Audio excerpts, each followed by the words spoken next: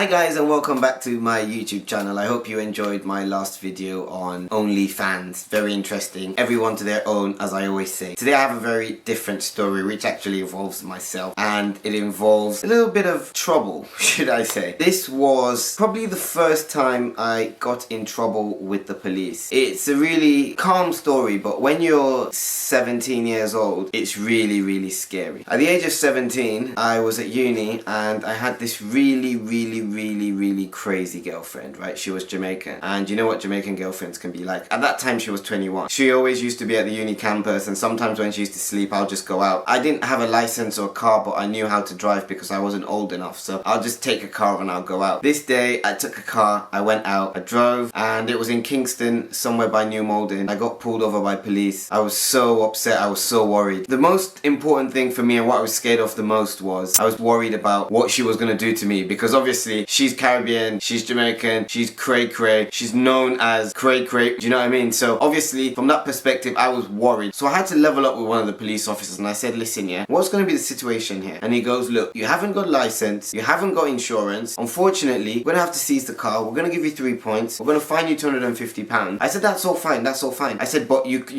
can't take the car. He was like, we're going to have to take the car, unfortunately. I said, no, you don't understand. So then I started to explain that, listen, my life's at risk.